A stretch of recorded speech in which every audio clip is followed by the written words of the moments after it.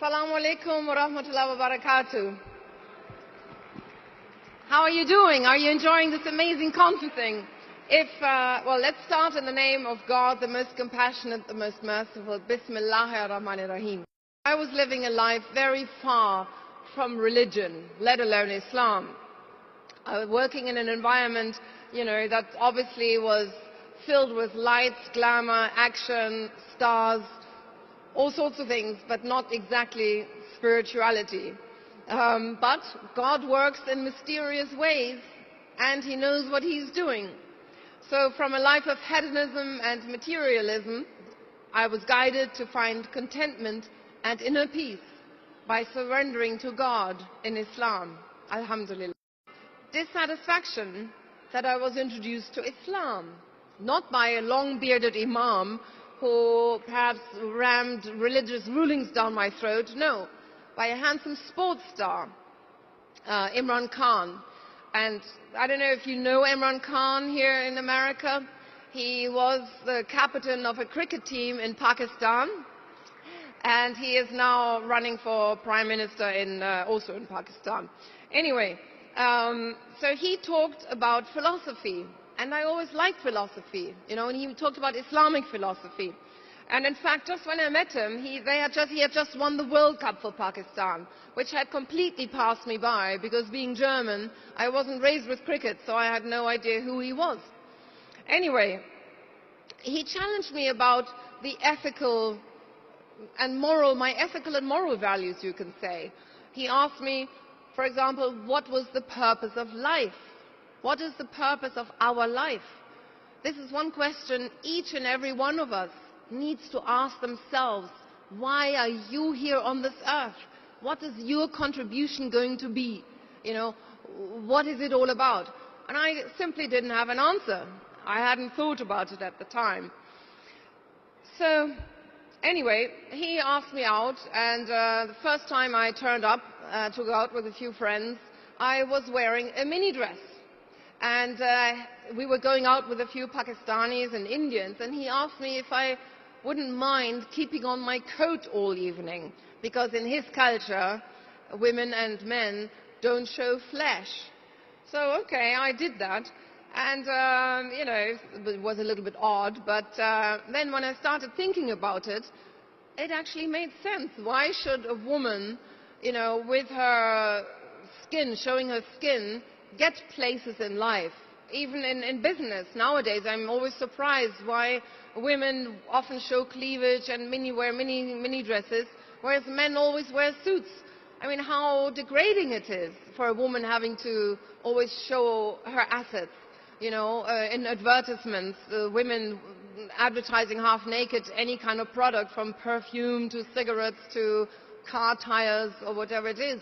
That actually is degrading. So when I started thinking about it, that was actually one of the first things I sort of understood and began to change in my own life while I was still interviewing rock stars on MTV. My skirts became longer and cleavage higher.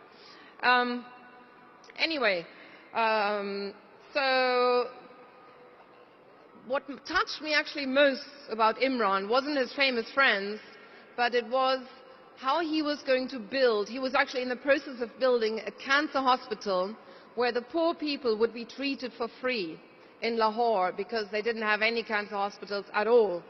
And he said to me, believe in God and do good deeds. Just like our previous speaker was saying, that is the essence of being a Muslim. And I quite liked that. Imran also talked a lot about spirituality. The fact that we are made of mind, body and soul. And our soul needs nourishment like the body. And until then I hadn't even noticed I had a soul. So actually my discussions with Imran were a little bit of a wake-up call for me. He gave me a lot of books to read. Well, in fact, the very first book he gave me, Man in Islam, really resonated deeply in me. To my great surprise, the doctrines made sense. The idea that there was one God, the creator and destiny of the universe, absolutely powerful, infinitely good, compassionate, ever forgiving, God is greater than anything in the world, yet closer to us than our own jugular vein. I mean, that really resonated with me. I like the idea of worshipping nothing but this one God. Neither fame, nor contacts, nor fortune, nor anything but... Wherever we went with Imran's Jeep, he was surrounded by a crowd of people. Everybody wanted an autograph, photographs taken, or some very poor people pressed a few rupees into his hands. This is for the hospital, you know. And he used to say, it's the poor people who build the hospital, not the rich. He was very impressed by his fellow countrymen being so ready to help. And in fact, everybody wanted to be part of it. I witnessed this. Women took off their jewelry to help this hospital. And now, even until now, poor people are being treated for free.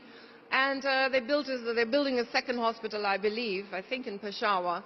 And it's a huge success. And you know, it was this friendship and faith, the support of the people for whatever, when I feel it now, you know, for no other reason except for attaining God's pleasure. This is something that is very, very touching when you become a Muslim. So after 3 years of researching, and my friendship with Imran actually had finished, I realized Islam is not an academic exercise. If I wanted to taste the spiritual fruits and feel the religion, feel the spiritual fruits, there was only one way. Get down on your prayer mat and start practicing.